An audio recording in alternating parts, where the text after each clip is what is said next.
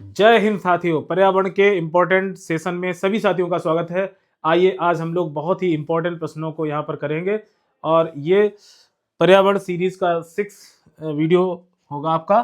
तो आइए प्रश्नों को देखते हैं। प्रश्न दिया है पारिस्थितिकी इकोलॉजी का क्या अर्थ है, या पारिस्थितिकी को हम क्या बोलते हैं, तो इकोलॉजी कहा जाता है। और इकोलॉजी का मीन्स क्या यहाँ पर है, तो आप ऑप्शन दिया है किसी भी स्थान विशेष के जीवों का अध्ययन करना, किसी स्थान विशेष के भूमि जल वायु आदि का अध्ययन करना, सजीव प्राणियों एवं उनके पर्यावरण के आपसी संबंध को समझना या संबंध, किसी जीव के जीवन एवं मृत्यु तक की क्रियाओं का अध्ययन। देखिए, कोई भी ऑर्गेनिज्म है जो जीवित जीव होता है, जीवित जीव, और उसके चारों ओर क्या है, उसका वातावरण। तो वातावरण के साथ किसी भी जीव का जो अध्ययन होता है वो हमारा क्या कहलाता है, इकोलॉजी कहलाता है। तो यहाँ पर ऑप्शन जो आपका होगा थर्ड सही होगा, सजीव प्राणियों और उनके पर्यावरण के आपसी संबंध को हम क्या कह सकते हैं, पारिस्थितिकी या इकोलॉजी कहा जाएगा। आइए देखते हैं नया प्रश्न। नेक्स्ट प्रश्न है आपका, शैवाल कहाँ पाए जाते हैं। देखिए, एल्गी की बात करें, आप सभी जानते होंगे कि हमारी धरती पर जो शैवाल हैं ये छोटे लिटिल प्लांट हैं। पृथ्वी के सबसे छोटे पौधों की श्रेणी में आपके आते हैं क्या, एल्गी या शैवाल आते हैं। ये भी प्रकाश संश्लेषण करते हैं और ज़्यादातर पॉन्ड्स हुए, रिवर्स, लेक्स, झीलों और समुद्रों में पाए जाते हैं शैवाल। और ये क्या होते हैं, फोटोसिंथेसिस ये भी करते हैं, ये भी ऑटोट्रॉपिक है, ये भी हमारे क्या हैं, प्लांट्स हैं। तो इन प्लांट्स के बारे में खास विशेषता आपके बारे में कहाँ पाए जाते हैं, केवल उष्ण मरुस्थल में, केवल शीत मरुस्थल में। देखिए, केवल शब्द इसमें प्रयोग हुआ है, ऐसा तो हमने बोला नहीं। तो ये कहाँ, पॉन्ड्स में भी पाए जाते हैं, लेक्स में, झीलों में भी पाए जाते हैं, स्प्रिंग्स में भी पाए जाते हैं आपके शैवाल, और आपकी जो रिवर्स हैं, कैनाल हैं, और सी वाटर। तो इस तरह का कोई भी सिस्टम है, इन जगहों पर पाए जाते हैं कि आपके शैवाल पाए जाते हैं। तो उनके लिए कैसा होना चाहिए, जल एवं नमी युक्त सभी स्थान, जहां पर नमी और जल आपको मिलेगा वहां पर क्या पाए जाएंगे, शैवाल पाए जाएंगे। तो ऑप्शन नंबर 3 यहाँ पर सही होगा। चलिए अगला प्रश्न देखते हैं। अगला प्रश्न दिया है, डायटम्स क्या है। वायरस है। वायरस आप जानते हो, लिविंग और नॉन लिविंग के बीच की संयोजी कड़ी, जीवित और सजीव और निर्जीव के बीच की संयोजी कड़ी किसे कहा जाता है, तो आपको वायरस को कहा जाता है। वायरस मीन्स क्या होता है, पॉइजन होता है। वायरस की खोज किसने की, यहाँ पर प्रश्न ये भी बनता है एग्जाम के लिए। तो वायरस की खोज किसने की थी, तो इवानोवस्की ने। वायरस कैसा सूक्ष्म जीव है, बैक्टीरिया से ये सूक्ष्म होते हैं। और आपको पता होगा वायरस से बहुत घातक बीमारियां उत्पन्न होती हैं, जैसे एड्स आपने सुना होगा, ये किससे होती है, तो वायरस से होने वाली बीमारी है। हेपेटाइटिस बी सुना होगा आपने, किससे बीमारी होती है, तो आपको पता होगा ये भी हमारी। स्वाइन फ्लू आपने सुना होगा, स्वाइन फ्लू किससे होता है। बर्ड फ्लू सुना होगा, बर्ड फ्लू। तो बर्ड फ्लू जो बीमारी है पक्षियों में देखी जाती है, ये भी वायरस से होती है।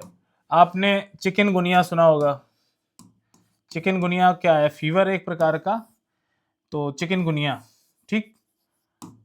डेंगू फीवर, इसमें भी वायरस इन्वॉल्व होता है, डेंगू की बात करते हैं। रेबीज सुने होंगे, ये सारी बीमारियां किसकी हैं, तो वायरस से होने वाली बीमारियां हैं, ये बात आप जानते हो। बैक्टीरिया आप जानते हो, इसकी खोज किसने की थी, तो एंटोनी वॉन ल्यूवेनहॉक ने की थी। याद रखना, बड़ा इंपॉर्टेंट प्रश्न है, एंटोनी वॉन ल्यूवेनहॉक ने की थी। किसने की थी, एंटोनी वॉन ल्यूवेनहॉक ने किसकी खोज की थी, तो बैक्टीरिया की खोज की थी। बैक्टीरिया शब्द किसने दिया था, तो ये भी याद रखिए, एहरेनबर्ग ने दिया था। किसने दिया था, एहरेनबर्ग ने। अब बैक्टीरिया कैसे है, सूक्ष्म जीव है, माइक्रोस्कोपिक जीव हैं ये, और इनसे भी कई सारी हानिकारक और लाभकारी क्रियाएं, यानी बहुत सारा बेनिफिट भी है, क्योंकि बहुत सारे एंटीबायोटिक्स भी बैक्टीरिया से बनाए जाते हैं। किण्वन क्रिया बैक्टीरिया के द्वारा होती है। कवक का आप जानते हैं, ये क्या है, मृतोपजीवी जीव है, सेप्रोफाइटिक ऑर्गेनिज्म है। कैसे है, ये सेप्रोफाइटिक ऑर्गेनिज्म है, आपको याद रखना है। तो ये मृतोपजीवी जीव होते हैं, सड़े गले पदार्थों पर उगते हैं कवक, ठीक।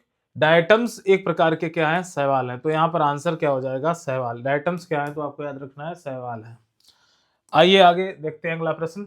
चिपको आंदोलन बहुत ही इंपॉर्टेंट एग्जाम के लिए, बहुत बार प्रश्न आपके यूपी टेट सुपर टेट में बना है। चिपको आंदोलन क्या था, तो देखिए, जो भारत में कई सारे मूवमेंट चले, उनमें एक बहुत महत्वपूर्ण मूवमेंट था, जो हमारे जंगल फॉरेस्ट या जो हमारी वनस्पति पेड़ पौधे हैं उनको बचाने के लिए, यानी जंगलों को काटने से बचने के लिए एक आंदोलन शुरू किया गया था, जिसको चिपको मूवमेंट के नाम से जाना जाता है। तो वृक्षों को बचाने के लिए लोगों ने उन पर चिपक कर उनको बचाने का प्रयास किया था। ये मूवमेंट किसने शुरू किया था? तो ये जो आंदोलन था इसके प्रमुख नेता थे सुंदरलाल बहुगुणा। सुंदरलाल बहुगुणा क्या है? ये आपके चिपको मूवमेंट से रिलेटेड। वर्गीज कुरियन आपने नाम सुना होगा। वर्गीज कुरियन किससे? ये श्वेत क्रांति के लिए जाने जाते हैं। श्वेत क्रांति जानते हो? दुग्ध क्रांति जिसे बोलते हैं। श्वेत क्रांति का संबंध किससे? दुग्ध क्रांति से, या इसे मिल्क दुग्ध क्रांति, इसे हम लोग क्या बोलते हैं? Milk revolution. जानते हो दुनिया में सर्वाधिक जो दुग्ध उत्पादन है ये किस देश द्वारा किया जाता है? तो भारत इसमें अग्रणीय स्थान है। सबसे ज्यादा उत्पादन दूध का भारत में होता है क्योंकि भैंसों की भी संख्या भारत में सर्वाधिक है। तो फादर ऑफ मिल्क रिवोल्यूशन या व्हाइट रिवोल्यूशन जिसे बोलते हैं हम लोग, व्हाइट रिवोल्यूशन भी इसको कहा जाता है। तो व्हाइट रिवोल्यूशन की शुरुआत किसने की थी ये भी याद रखना, ये वर्गीज कुरियन ने की थी। किसने की थी? तो वर्गीज कुरियन ने। तो इसीलिए श्वेत क्रांति का पिता किसे कहा जाता है? श्वेत क्रांति का पिता किसे कहा जाता है? बहुत ही इंपॉर्टेंट प्रश्न है आपके लिए। तो ये कहा जाता है वर्गीज कुरियन को। नाम याद रखना किसे कहा जाता है? तो ये किसे कहा जाता है? वर्गीज कुरियन को। श्वेत क्रांति का जनक किसे कहा जाता है? वर्गीज कुरियन को। ठीक, ये नाम बड़ा ही इंपॉर्टेंट है, याद रखना है। वर्गीज कुरियन हमारे क्या है? MS स्वामीनाथन। आपने इसे भारत, ये क्या है? ये भारत के इंडियन ने क्या कहा जाता है? तो ग्रीन रिवोल्यूशन, हरित क्रांति का जनक किसे कहा जाता है? तो ग्रीन रिवोल्यूशन का संबंध किससे है? तो स्वामीनाथन से है। Father of Indian green revolution किसे कहा जाता है? ये भारत में हरित क्रांति के जनक कहे जाते हैं। भारत में हरित क्रांति के जनक किसको कहा जाता है? भारत में हरित क्रांति का जनक, तो हरित क्रांति का जनक किसे कहा जाता है? तो ये नाम याद रखना है, MS स्वामीनाथन। क्या नाम है? MS स्वामीनाथन। और नर्मदा बचाओ आंदोलन से किसका संबंध है? मेधा पाटेकर का। नर्मदा बचाओ आंदोलन में अहम भूमिका किसने निभाई थी? तो मेधा पाटेकर ने। नर्मदा आंदोलन किस, मतलब इसमें किसकी भूमिका थी? तो आपको याद रखना है मेधा पाटेकर की। वर्गीज कुरियन आप समझ गए। सुंदरलाल बहुगुणा क्या है? चिपको आंदोलन के प्रमुख नेता थे। और चिपको आंदोलन से एक क्वेश्चन और बनता है एग्जाम के लिए, चिपको आंदोलन के प्रणेता किसे कहा जाता है? चिपको आंदोलन के प्रणेता, कमेंट बॉक्स में जरूर इसका आंसर लिखना। आपने एक नाम सुना होगा, चंडी प्रसाद भट्ट। तो चिपको आंदोलन के प्रणेता कौन है? अगर प्रणेता पूछे जाएं तो आपको याद रखना है चंडी प्रसाद भट्ट। चंडी प्रसाद भट्ट, प्रसाद भट्ट, ये नाम याद रखना। बड़ा ही प्रश्न कई बार एग्जाम में पूछा गया है, भट्ट। आइए अगला प्रश्न देखते हैं। प्रदूषित जल में किस गैस की कमी हो जाती है? कार्बन डाइऑक्साइड की हो जाती है, 78% हाइड्रोजन, ऑक्सीजन, या 78% कार्बन डाइऑक्साइड। देखिए प्रदूषित जल में किस गैस की कमी हो जाती है? तो प्रदूषित जल में ऑक्सीजन की कमी होती है। आपने सुना होगा BOD, बायोलॉजिकल ऑक्सीजन डिमांड। ये आपने बड़ा ही टर्म पूछा जाता है, बायोलॉजिकल ऑक्सीजन डिमांड। देखिए सूक्ष्म जीवों को जल में रहने के लिए, आप जानते हो जल में जीवित रहने के लिए उन्हें ऑक्सीजन चाहिए, जिसे हम लोग क्या कह सकते हैं? BOD। अगर किसी भी जल का BOD मान कह सकते हैं अधिक है तो वो जल प्रदूषित माना जाता है। और उस तालाब या पौंड या किसी भी मतलब इकोसिस्टम में जो जल का इकोसिस्टम होगा उसमें ऑक्सीजन की कमी पाई जाएगी। तो आंसर यहाँ पर क्या हो जाएगा? ऑक्सीजन की कमी कारण ऐसा होता है।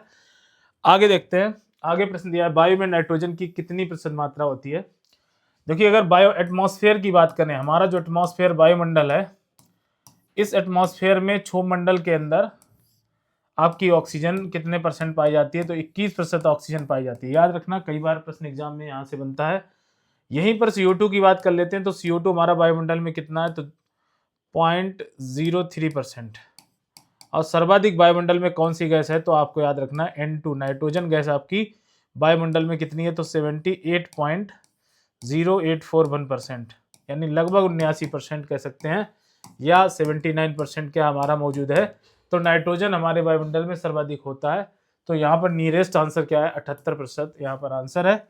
अगला देखते हैं प्रश्न क्या है। अम्लीय वर्षा किस कारण होती है? देखिए अम्लीय वर्षा की यदि बात करें, एसिड रेन बड़ा ही आज का मतलब अम्ल वर्षा जो होती है ये किस कारण होती है? तो अम्लीय वर्षा पेड़ पौधों और जंतुओं के लिए हानिकारक है, आप जानते हो। इसमें जब वायुमंडल में किसकी मात्रा बढ़ जाती है? जब SO2 सल्फर डाइऑक्साइड या आपका नाइट्रोजन NO2 या कह सकते हैं NO और इधर SO3 और NO3, ये गैसें जो आपकी हैं ये वायुमंडल के जब धुएं के रूप में ऊपर जमा होती हैं, आप जानते हो ज्वालामुखी विस्फोट में आपकी सल्फर डाइऑक्साइड निकलती है, ये वायुमंडल में जाने के बाद ये पानी से क्रिया, क्योंकि बादल बनते हैं तो बादल में क्या होता है? जल होता है। अगर इससे हम किससे क्रिया करा दें? अगर हम जल से क्रिया करा दें इसमें H2O से, तो ये क्या बन जाएगा? तो दो तरह का, या तो H2SO4 बनेगा, ठीक, या आपका HNO3 बनेगा, नाइट्रिक अम्ल बनेगा HNO3, और ये क्या है? दोनों अम्ल है, तो अम्लीय वर्षा इस तरह से क्रिया करके सल्फर डाइऑक्साइड नाइट्रोजन ऑक्साइड जल के साथ क्रिया करके नाइट्रिक अम्ल या सल्फ्यूरिक अम्ल बनाता है, जो कि एक प्रकार की अम्लीय वर्षा है। ये किस कारण मतलब होती है? कार्बन डाइऑक्साइड के कारण? बिल्कुल नहीं। कार्बन मोनोऑक्साइड के कारण? ऐसा नहीं। मीथेन कारण? ऐसा भी नहीं। नाइट्रोजन और सल्फर डाइऑक्साइड के कारण ऐसा होता है, तो आंसर आपका डी हो जाएगा। अगला प्रश्न ले लेते हैं। अगला प्रश्न दिया ग्रीन हाउस इफेक्ट किसे कहते हैं? देखिए काली वर्षा आपने सुनी नहीं होगी, अम्लीय वर्षा सुनी है बहुत ज्यादा, ठीक, उपयुक्त में कोई नहीं। और ऊपर ऑप्शन दिया है गैसों के वायुमंडल में जमा होने से पृथ्वी का वातावरण गर्म होता है। तो ग्रीन हाउस इफेक्ट आप जानते हो, ग्रीन हाउस गैस के लिए उत्तरदायी गैसें आपका CO2 है, आपकी मीथेन यहाँ पर है, साथ ही आपकी ग्रीन हाउस इफेक्ट के लिए कौन सी गैसें हैं? इसमें आपकी जलवाष्प गैसें भी आती हैं, जलवाष्प गैसें भी आती हैं, आपको याद रखना है, ठीक। जब ये जो आपका ये जो गैसें होती हैं वायुमंडल में ऊपर जाकर जमा होती हैं, तो सूर्य के प्रकाश की किरणें नीचे तो आ जाती हैं, लेकिन वो पुनः पृथ्वी से परिवर्तित नहीं हो पाती हैं, और कुछ किरणों की मात्रा जो होती है हमारे वायुमंडल में बनी रहती है, जिससे हमारी पृथ्वी लगातार कैसी हो रही है? लगातार गर्म हो रही है। और ये जो गर्मी है ये लगातार कुछ दशकों से बढ़ रही है, जिससे हमारे जो आइस कैप्स हैं वो सारे पिघल रहे हैं। तो नदियों का जलस्तर बढ़ रहा है, साथ ही ग्लोबल वार्मिंग के कारण समुद्रों का जलस्तर बढ़ रहा है, और जिसके कारण सुनामी जैसी समस्याएं, साथ ही कई सारे जो देश हैं जो समुद्र के तट पर स्थित हैं, उन देशों के डूबने की संभावनाएं देखें। जैसे आने वाले समय में मुंबई आपका डूब सकता है, और भी दुनिया के कई सारे देश भी डूब सकते हैं, कुछ शहर डूब सकते हैं। तो ग्रीन हाउस इफेक्ट के लिए जिम्मेदार कौन है? गैसों के वायुमंडल में जमा होने से पृथ्वी के वातावरण का गर्म होना। इसे हम, पृथ्वी का गर्म होना क्या कहता है? Global warming. याद रखना, ग्लोबल वार्मिंग अगर टर्म आ जाए तो ग्लोबल वार्मिंग है क्या? तो पृथ्वी का जो नॉर्मल सामान्य टेम्परेचर है उससे 1-2 डिग्री टेम्परेचर जब ज़्यादा हो जाता है तो पृथ्वी का गर्म होना, इसे बोलते हैं पृथ्वी का गर्म होना। क्या कहलाता है? ग्लोबल वार्मिंग, पृथ्वी का गर्म होना। अगला प्रश्न दिया है, अगला प्रश्न हमारा है सूर्य के सबसे निकट और सबसे दूर कौन से ग्रह हैं? आप जानते हो हमारे सौर मंडल में कुल 8 ग्रह हैं। कितने प्लेनेट हैं आपके? 8, जिसमें पृथ्वी भी शामिल है आपका, ठीक। सूर्य के सबसे निकट आप सभी लोग जानते होंगे, लेकिन बात यहाँ प्रश्न सबसे सूर्य के सबसे निकट यानी सन के सबसे पास कौन सा प्लेनेट हमारे मौजूद है, ठीक। तो सूर्य के सबसे निकट आपका क्या है? तो ये बुध ग्रह है। कौन सा ग्रह है? बुध ग्रह, याद रखना। और अगर दूरी की बात करें तो सौरमंडल में सूर्य के सबसे आगे यानी कह सकते हैं सबसे बाहर स्थित या सबसे दूर स्थित कौन सा ग्रह है? तो यहाँ पर वरुण, नेपच्यून जिसे हम लोग बोलते हैं। तो नेपच्यून आपका क्या है? नेपच्यून, याद रखिए। तो बुध और आपका वरुण क्या है? ये दोनों ग्रह कैसे हैं? तो मरकरी और नेपच्यून ये दोनों ग्रह। सबसे निकट कौन है? तो सूर्य के सबसे निकट बुध है, जबकि सबसे दूर स्थित कौन सा है? तो वरुण। अगला प्रश्न ले लेते हैं। अगला प्रश्न दिया है प्लूटो को ग्रह की श्रेणी से कब बाहर किया गया? देखिए पहले सौर मंडल में कुल 9 ग्रह थे, लेकिन प्लूटो को क्षुद्र ग्रहों की श्रेणी में डाल दिया गया है। ये जो बदलाव हुआ है ये आपका 24 अगस्त, आपको याद रखना है 24 अगस्त 2006 को एक सम्मेलन हुआ था, जिस सम्मेलन के तहत प्लेटो को निम्न श्रेणी के ग्रहों में रखा गया है। तो यहाँ ये बदलाव जो हुआ था 2006 में, प्राग सम्मेलन। इसे किस सम्मेलन के नाम से जानते हैं? तो इसका नाम है प्राग सम्मेलन 2006। प्राग सम्मेलन में ग्रहों की संख्या कैसी हो गई? एक कम हो गई है। अब कुल कितने सौर मंडल में ग्रह बचे हैं सूर्य के चारों ओर चक्कर लगाने वाले? तो आपको याद रखना है कुल संख्या इस समय 8 है, जबकि इनकी संख्या पहले कितनी थी? 9। अगला प्रश्न दिया है, किस ग्रह को प्रातः और सायंकाल का तारा कहा जाता है? मॉर्निंग स्टार और इवनिंग स्टार। देखिए किस ग्रह को कहा जाता है, कई बार ये प्रश्न बना है। मॉर्निंग स्टार और दूसरा नाम क्या है? Evening star. बहुत ही इंपॉर्टेंट प्रश्न है, तो यहां से प्रश्न अक्सर एग्जाम में बनता है, किसे कहा जाता है? तो इसके लिए आप जानते हो वीनस, और वीनस पृथ्वी की बहन कहा जाता है। वीनस को बोलते हैं शुक्र। शुक्र ग्रह को, किसको? शुक्र ग्रह को कहा जाता है। तो आंसर यहां हमारा क्या हो जाएगा? शुक्र ग्रह। सूर्य के सबसे निकट बुध हो गया, ठीक। वरुण सौर मंडल में सबसे बाहर स्थित है आपका। चलिए, और सबसे दूर स्थित किस ग्रह को पृथ्वी की बहन कहा जाता है? तो आपको अभी प्रश्न हमने बताया, शुक्र हमारा क्या है? सर्वाधिक गर्म ग्रह। अगर पूछा जाए सर्वाधिक गर्म ग्रह कौन सा है? सर्वाधिक गर्म ग्रह। और एक प्रश्न और, प्रेशर कुकर की दशा वाला ग्रह किसे कहा जाता है? प्रेशर कुकर की दशा वाला ग्रह किसे कहा जाता है? तो ये भी आंसर आपका क्या हो जाएगा? शुक्र हो जाएगा। वरुण सबसे दूर स्थित है, मंगलायंतो, और बुध सूर्य के सबसे निकट स्थित ग्रह है। आइए अगला देखते हैं, किस ग्रह पर तापमान सर्वाधिक होता है? देखिए सबसे ज्यादा गर्म ग्रह कौन सा है? तो यहाँ पर आंसर हो जाएगा शुक्र। अभी बताया सबसे बड़ा ग्रह, जितने भी प्लेनेट हैं, गैलेक्सी सदस्य ग्रह किसे कहा जाता है? गैलेक्सी सदृश ग्रह। तो सदृश ग्रह कहा जाता है आपका बृहस्पति को। और सबसे बड़ा ग्रह, सबसे बड़ा ग्रह किसे है? सौरमंडल का सबसे बड़ा ग्रह, सबसे बड़ा ग्रह हमारा क्या है? बृहस्पति, याद रखना। और बुध सबसे छोटा ग्रह है, सूर्य के सबसे निकट है, ये भी बात जानते हो हम लोग। क्षुद्र ग्रह और ग्रहिकाएं, एस्टेरॉयड आपने पढ़ा होगा शब्द, क्षुद्र ग्रह। जो टूटते हुए तारे होते हैं वो क्षुद्र ग्रह होते हैं, एस्टेरॉयड। और ये टूटते हुए तारे जब हमारे किस मंडल से टकराते हैं? तो ये जब हमारे आयन मंडल से, सॉरी, मध्य मंडल से टकराते हैं ग्रह। तो चूंकि आयन मंडल का टेम्परेचर हाई होता है, तो ये ग्रह टकराने के बाद हमारे पृथ्वी पर टूट कर गिरते हैं। इन्हीं को हम क्षुद्र ग्रह कहते हैं। ये किन के बीच पाए जाते हैं? तो अगर सौर मंडल की बात करें तो मंगल और बृहस्पति के मध्य, ठीक, जो ग्रह पाए जाते हैं छोटे छोटे ग्रहों के रूप में, उन्हें हम क्या बोलते हैं? ग्रहिका या क्षुद्र ग्रह कहा जाता है। अगला प्रश्न दिया है, कौन सा तारा सदैव उत्तर दिशा में स्थित है?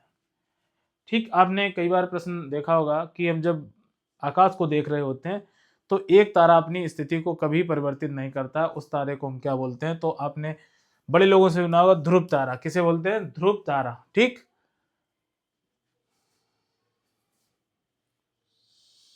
पुच्छल तारा आपने सुना होगा।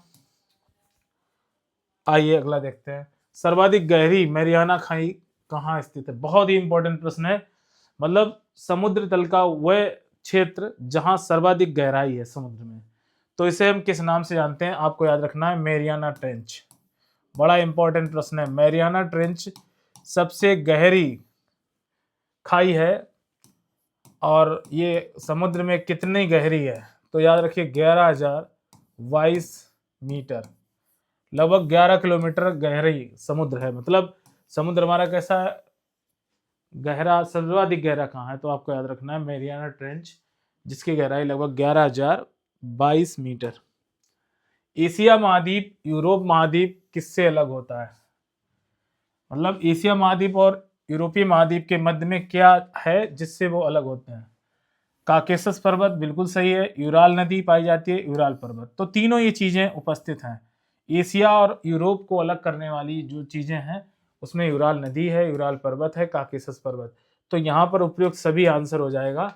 ये सारी चीजें हैं जो एशिया को अलग करती हैं यूरोप से। विश्व का सबसे बड़ा मरुस्थल कहाँ स्थित है? सबको पता है, अफ्रीका महाद्वीप में एक मरुस्थल है जिसको बोलते हैं सहारा मरुस्थल। दुनिया का सबसे बड़ा मरुस्थल है सहारा मरुस्थल, दुनिया का सबसे बड़ा मरुस्थल है। और आप जानते हो दुनिया का विश्व का सबसे सुस्तम मरुस्थल किसे कहा जाता है? तो आटाकामा मरुस्थल को। याद रखना, आटाकामा मरुस्थल विश्व का सबसे ज्यादा कैसा मरुस्थल है? शुष्कतम मरुस्थल है। सबसे कम बारिश अगर कहाँ होती है तो आपको याद रखना है अटाकामा मरुस्थल में। यहाँ पे सबसे कम बारिश होती है अरिका नामक स्थान। ये जो अरिका नामक स्थान है ये कहाँ पड़ता है तो चिली देश में। आप जानते हो दुनिया का सबसे लंबा देश, लंबी सीमा रेखा वाला देश क्या है? चिली। और आपको याद होगा बड़े अच्छे से, तो चिली में अरिका नामक स्थान है जहाँ सबसे कम वर्षा होती है। जबकि कल के वीडियो लेक्चर में हमने बताया था सर्वाधिक वर्षा किस देश में होती है, तो भारत के मालिसराम मेघालय में सर्वाधिक वर्षा डिनोट की जाती है। ऑस्ट्रेलिया आप सभी लोग जानते हैं, ऑस्ट्रेलिया प्यासी भूमियों का देश कहा जाता है, कंगारुओं का देश कहा जाता है। ठीक, यूरोप में आपका स्विट्जरलैंड है, पृथ्वी का स्वर्ग कहा जाता है। स्विट्जरलैंड को क्या कहा जाता है? पृथ्वी का स्वर्ग। और स्विट्जरलैंड में एक आपने मुख्यालय पढ़ा होगा IUCN। IUCN हमारा कहाँ है? तो स्विट्जरलैंड में इसकी स्थापना हुई है 1948 में। ठीक, और ये क्या होता है? ये रेड डाटा बुक जारी करता है। बड़ा ही इंपॉर्टेंट प्रश्न है, लाल आंकड़ों की पुस्तक कौन जारी करता है? तो रेड आंकड़ों की पुस्तक जो है रेड डाटा बुक, ये हमारी जो बुक है लाल आंकड़ों की, ये हमारी जारी करता है IUCN। ठीक, आपको याद रखना है। तो आंसर यहाँ पर क्या हो जाएगा? सारा मरुस्थल। विश्व का ठंडा मरुस्थल कौन सा है? तो गोबी मरुस्थल विश्व का सबसे ठंडा मरुस्थल है। सबसे ज्यादा जनसंख्या वाला मरुस्थल बताइए कौन सा है? ये तो भारत में है आपका थार मरुस्थल। सर्वाधिक जनसंख्या वाला मरुस्थल अगर पूछा है तो भारत में है, वो भी थार मरुस्थल राजस्थान में पड़ता है। ठीक, चलते हैं आगे। आगे क्या प्रश्न दिए हैं? बहुत अच्छे प्रश्न है आपके एग्जाम के लिए। और यूपी टेट और सुपर टेट के लिए हमारे चैनल के साथ जुड़े रहिए। हमारे चैनल को लाइक करें, शेयर करें, सब्सक्राइब करें। बहुत ही इंपॉर्टेंट सारे टॉपिक्स आपके यहाँ पर डिस्कस किए जाएंगे और पढ़ाए जा रहे हैं विधिवत, और सारी क्लासेस सारे सब्जेक्ट की चलाई जा रही है। विश्व का तीसरा सबसे बड़ा महाद्वीप, विश्व का सबसे बड़ा महाद्वीप आप जानते हो एशिया महाद्वीप है। और दूसरा सबसे बड़ा महाद्वीप कौन सा है हमारा? तो अफ्रीका महाद्वीप। विश्व का दूसरा सबसे बड़ा महाद्वीप कौन सा है? अफ्रीका महाद्वीप। तीसरा बड़ा पूछा है तो तीसरा उत्तरी अमेरिका महाद्वीप विश्व का सबसे बड़ा महाद्वीप है। और सबसे छोटे महाद्वीप की अगर बात करें तो कौन नहीं जानता ऑस्ट्रेलिया महाद्वीप कैसा है? सबसे छोटा महाद्वीप है। बड़े इंपॉर्टेंट प्रश्न है, आपको याद रखना है। ठीक, चलते हैं आगे। विश्व की सबसे लंबी पर्वतमाला कहाँ स्थित है? आपने उत्तरी अमेरिका पढ़ा है, ऑस्ट्रेलिया पढ़ा है, दक्षिणी अमेरिका, तो आपको पता है एंडीज पर्वतमाला। एंडीज पर्वतमाला कहाँ है? तो दक्षिणी अमेरिका में। कहाँ पर है? एंडीज पर्वतमाला। और ये कितनी लंबी है? तो विश्व में सर्वाधिक लंबी श्रृंखला, पर्वत श्रृंखला कौन सी है? तो ये हमारी जो रेंज है, आपको याद रखना, एंडीज रेंज जो आपकी है ये 7200 किलोमीटर है। कितनी है? 7200 किलोमीटर। ये दुनिया की सबसे लंबी पर्वत श्रृंखला है। ठीक, जो कहाँ है? दक्षिण अमेरिका में। एंडीज पर्वतमाला रॉकी पर्वतमाला, आपकी रॉकी पर्वतमाला ये हमारी कहाँ है? तो ये हमारा उत्तरी अमेरिका में पड़ता है। और इसकी लंबाई कितनी है? 4800 किलोमीटर लंबी ये पर्वत श्रृंखला है। ये भी आपने पढ़ा होगा। चलते हैं, विश्व की सबसे बड़ी नदी बेसिन क्या है? आपने अफ्रीका में पाई जाने सबसे लंबी नदी विश्व की कौन है? नील नदी। और दूसरी बड़ी सबसे लंबी नदी कौन सी है? आपको याद है? अमेजन नदी। अमेजन नदी कहाँ है? तो ये ब्राजील में है। और ये कहाँ? दक्षिणी अमेरिका देश में है। अमेजन बेसिन आपने पढ़ा होगा। तो अमेजन नदी बेसिन आपने पढ़ा होगा। ये दुनिया का सबसे बड़ा नदी तंत्र है, कह सकते हैं। सबसे ज्यादा इसमें अब अफवाह की दृष्टि से सबसे लंबी नदी कौन सी है? तो आपको याद रखना है अमेजन नदी। जबकि विश्व की सबसे लंबी नदी कौन सी है? तो नील नदी। ठीक, आपको याद रखना है। तो दक्षिण अमेरिका क्षेत्र में यह है। कहाँ स्थित है? दक्षिण अमेरिका में। आगे आइए देखते हैं अगला प्रश्न। अगला प्रश्न दिया, बी आकार की घाटी के निर्माण को क्या कहा जाता है? भूमिगत जल कहा जाता है, हिमानी पवन। तो नदी के द्वारा बी आकार की घाटी बनती है। ठीक, आपको याद होना चाहिए। आइए अगला, ग्रैंड कैनियन कहाँ स्थित है? मैक्सिको में। चांदी उत्पादन के लिए मैक्सिको दुनिया में सबसे ज्यादा विश्व प्रसिद्ध है। कनाडा आप जानते हो। विश्व में यहाँ पर सबसे खास बात क्या है? फर्माफ्रॉस्ट कंडीशन पाई जाती है। फर्माफ्रॉस्ट आप जानते होगे, 12 महीने क्या यहाँ पर बर्फ जमी रहती है। कनाडा का आधा क्षेत्र कैसा होता है? फर्माफ्रॉस्ट एरिया के अंतर्गत आता है। ब्राजील में कौन सी नदी बहती है? तो अमेजन नदी। और अमेजन के जंगल भी कहाँ है? विश्व में सर्वाधिक बायोडाइवर्सिटी, आपको याद रखना है, सर्वाधिक जैव विविधता के लिए कौन सा देश जाना जाता है? तो जैव विविधता के मामले में प्रथम स्थान किसका है? ब्राजील का है। दुनिया के सबसे ज्यादा जीवजंतु पेड़ पौधे आपको अमेजन बेसिन के चारों ओर मिलेंगे। और सर्वाधिक वर्षा भी यहाँ पर विश्व की, मतलब वर्षा क्या कह सकते हैं, यहाँ पर उष्ण कटिबंधीय क्षेत्र है आपका और वर्ष भर बारिश होती है। ठीक, तो यहाँ पर ग्रैंड कैनियन जो आपका है ये गॉर्ज बनाता है और ये संयुक्त राज्य अमेरिका में स्थित है, आपको याद रखना है। जीवनदायिनी गैस किसे कहा जाता है, सबको पता है, ये बायोगैस में प्रयोग की जाने वाली गैस है मीथेन। ठीक, बायोगैस संयंत्र हम लोग लगाते हैं तो मीथेन गैस। नाइट्रोजन वायुमंडल में 78 या 79% पाई जाती है, आपको याद रखना है। कार्बन डाइऑक्साइड 0.03% पाई जाती है। ऑक्सीजन 21% पाई जाती है, आपको पता है। जीवनदायिनी हमारी गैस कौन सी है, तो ऑक्सीजन है। ठीक, अगला प्रश्न देख लेते हैं। किस गैस के अभाव में हम ईंधन नहीं जला सकते हैं, तो ऑक्सीजन के अभाव में हम ईंधन को हम नहीं जला सकते हैं, एकदम सही है। चलते हैं अग्नि निवारक यंत्रों में कार्बन डाइऑक्साइड प्रयोग की जाती है। आगे देखते हैं प्रश्न क्या है। वायुमंडल के विभिन्न स्तर को कौन से हैं, तो अगर कोई भी वायुमंडल है वो निम्न मतलब स्तरों में बटा हुआ है। सबसे पहला मंडल जो हमारा है क्षोभ मंडल। ठीक, ये हमारा 0 किलोमीटर से आपका 20 किलोमीटर तक का क्षेत्र आपका आ जाता है क्षोभ मंडल के अंतर्गत। इसी को हम परिवर्तन मंडल भी बोलते हैं। क्या बोलते हैं, परिवर्तन मंडल बोलते हैं। इसी मौसम संबंधित सभी घटनाएं इसी मंडल में होती है, क्षोभ मंडल, और इसी में पेड़ पौधे जीव जंतु पाए जाते हैं। ये जीव मंडल का प्रमुख भाग है आपका। समताप मंडल सभी लोग जानते हैं, इसे बोलते हैं स्ट्रेटोस्फेयर। और स्ट्रेटोस्फेयर की अगर बात करें तो यहाँ पर एक बड़ी इंपॉर्टेंट गैस पाई जाती है जिसको हम बोलते हैं ओजोन। क्या बोलते हैं, ये O3 गैस है जो हमारी पृथ्वी का सुरक्षा कवच। ये क्या है, पृथ्वी का सुरक्षा कवच। सुरक्षा कवच ये सूर्य की आने वाली हानिकारक अल्ट्रावायलेट रेज को रोकने का काम करती हैं स्ट्रेटोस्फेयर, समताप मंडल। आयन मंडल कौन नहीं जानता है। ठीक, रेडियो तरंगें यहाँ पर स्थित होती हैं, आपको पता है, रेडियो तरंगें। ठीक, तो यहाँ पे वायुमंडल के विभिन्न स्तर यानी उपयुक्त सभी, ये सभी वायुमंडल के स्तर हैं। ठीक, आगे बढ़ते हैं। किस मंडल को परिवर्तन मंडल कहा जाता है, अभी हमने बात की थी। तो ये हमारा क्षोभ मंडल कैसा है, ये परिवर्तन मंडल। वायुमंडल आप जानते हो एक्सोस्फीयर, ये हमारा कहाँ पाया जाता है, तो अंतरिक्ष में जो हमारा जो मंडल है यहाँ पर हीलियम और हाइड्रोजन गैसें पाई जाती हैं। यहीं पर सैटेलाइट स्थापित किए जाते हैं, याद रखना। सैटेलाइट हमारे कहाँ स्थापित किए जाते हैं, तो हमें याद रखना है सैटेलाइट हमारा वायुमंडल। आयन मंडल आप जानते हो, रेडियो तरंगों। समताप मंडल आपको पता है ओजोन गैस की उपस्थिति का। तो क्षोभ मंडल हमारा कैसा मंडल है, परिवर्तन मंडल, या इसी को मौसम संबंधी सभी परिवर्तन यहाँ देखे जाते हैं। आंधी तूफान वर्षा सभी इसी मंडल में होते हैं। समताप मंडल में मौसमी घटनाएं कम घटित क्यों होती है। समताप मंडल में आप जानते हो, समताप मंडल की स्थिर दशा, शुष्क पवन यहाँ पर है, मंद पवन संचार है, तो वायुमंडल जैसी व्यवस्था यहाँ पर नहीं होती है। उपयुक्त सभी ऑप्शन हो जाएंगे, तो यहाँ पर मौसम संबंधी घटनाएं नहीं होती है। बहुत अच्छा प्रश्न है, आगे चलते हैं। मध्य मंडल का विस्तार कितनी ऊंचाई पर है, तो 80 किलोमीटर की ऊंचाई पर आपका कौन सा मंडल है, मध्य मंडल। यहाँ पर टेम्परेचर कितना होता है, मीजोस्फीयर इसे बोलते हैं, मध्य मंडल। यहाँ पर टेम्परेचर हाई होता है, आपको याद रखना है। यहाँ पर 1000 से 1200 डिग्री टेम्परेचर तक पाया जाता है। इतनी डिग्री हाई टेम्परेचर यहाँ देखने को मिलता है, जहां पर बहुत सारे क्षुद्र ग्रह आकर टकराकर एकदम चूर चूर हो जाते हैं और जलते हुए जो तारे दिखाई देते हैं उन्हीं को हम क्या बोलते हैं। ठीक, चलते हैं।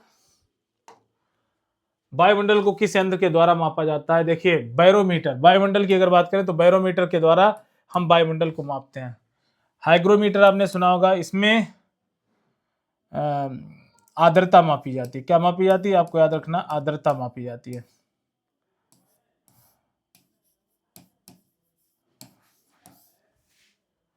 तो आज के वीडियो लेक्चर में बहुत ही इंपॉर्टेंट प्रश्नों का यहाँ पर डिस्कस किया गया, और ये एग्जाम के पर्पज से बहुत ही बेहतरीन प्रश्न थे जो एग्जाम में बार बार पूछे जाते हैं। उन्हीं प्रश्नों को यहाँ पर डिस्कस किया।